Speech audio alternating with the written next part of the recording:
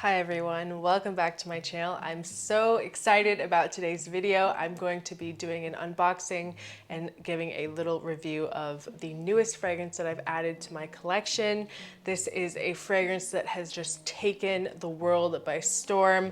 It is one of the hardest to find, hardest to get fragrances on the market today, and it's impossible for stores that stock it to keep it on the shelves. And this fragrance just came out a few months ago. It is going to be one that makes its mark in the fragrance world forever. So before we start the video, I just wanted to say really quickly, thank you guys so much for 4,000 subscribers. I keep pinching myself. I can't believe how quickly this channel is growing. I'm so grateful, and I owe it to each and every one of you. And I'm just so happy to hear, your guys' feedback, that you enjoy my videos, and it's just so inspiring for me to keep going. So thank you guys so much. And the fragrance that I'm talking about today is God of Fire by Stephane Humbert. And I told myself that if I smelled it in person and I loved it, that I would get it for myself, because I really do truly believe this is a fragrance that is going to go down in history as an icon in the fragrance world, like BACCARAT ROUGE 540, Delina, fragrances like that. I really do think that this one is going to have its mark forever. So it's very hard to find. I'm so lucky to have one of the nicest niche fragrance stores in the country here in Miami, Osme Perfumery, and they had placed one order and it sold out immediately. And I just got one of the last remaining boxes from their second reorder. So whenever he told me he only had a couple left, I was like, I have to get this. I want to grab this before it's impossible to find. It's sold out on the official website. It's almost impossible to get samples of this. I really love the packaging. It is all very symbolic of spirituality, and I'm gonna read a little bit more about the story of the collection, the Serpent collection, in a moment. But when you open up the box, the bottle, beautiful, beautiful packaging. This is the bottle, this beautiful bottle. So like I said, this fragrance is basically sold out everywhere in the world. It's very hard to find, very hard to get samples. So let's just go ahead and spray it. I'll tell you guys my thoughts. This cap is just ridiculous. This is such a beautiful bottle, so impressive.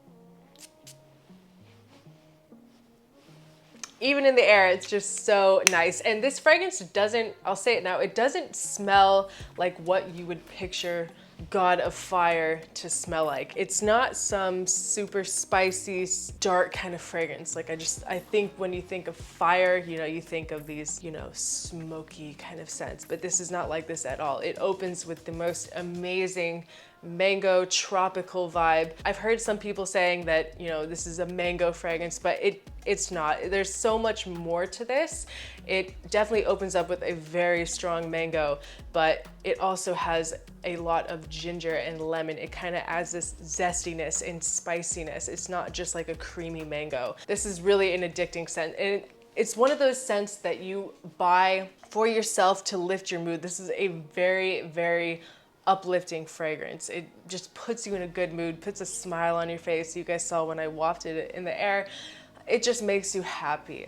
It's just so, so nice. It's just so tropical and so fresh, and there's so many layers to this fragrance. But in the opening of this fragrance as well, it also has a really nice red berry note mixed with the mango. It smells very much like strawberry, and it's just like a very nice kind of cocktail scent in the opening. But this, like I said, this fragrance is very complex as it dries down. When it gets to the middle, it honestly kind of has this BACCARAT ROUGE 540 vibe, and that is a fragrance that this has been compared to. It is not a dupe or anything like that, not even close. It shares some resemblances in the middle for sure, but I kind of like that because, BACCARAT ROUGE 540 is basically one of the most iconic fragrances and most worn fragrances right now. Everyone talks about, BR 540, BR 540, and you can recognize it anywhere you go. And I kind of like that this is a different twist with the same kind of similar DNA, because it just adds something new and not smelling the same thing over and over. But it also has been compared to Xerjoff's Herba Pura, and I am going to be doing a whole separate review on that, comparing the two because they're not the same. They're both kind of similar, that tropical vibe, but they're not the same at all. And like I said, watch out for the video comparing the three, Baccarat Rouge 540, God of Fire, and Herba Pura. And what I really love about this one is that it's just not too sweet. And I love the ginger notes, I love the spiciness. In the base, this has a really beautiful oud note. Not a stinky oud at all. It's a very nice touch of oud. It's not something that's going to be off-putting for people at all. And it just becomes so much more complex as it dries down. And I do truly think that this fragrance is 100% unisex. My brother was actually with me when I bought this at Osme, and I sprayed it on my skin and he sprayed it all over his skin, and he's like, Erica, I want a bottle of this so bad. Like, he's like, get 2 bottles, get me a bottle. I said, maybe for Christmas, but he loves it for himself. So it's 100% unisex, just like Baccarat Rouge 540. The opening is a little fruity, but after maybe like 5 minutes, that really strong fruity vibe kind of dries down and becomes more. This fragrance also has some jasmine and some amber. It's just so complex and so, I don't want to say it's not as sexy because it's not a sexy fragrance. It's just such a happy, uplifting, good mood, kind of good vibe fragrance. This one is definitely a head turner. It projects. The longevity on this is a 10 out of 10. It's Baccarat Rouge 540 straight level.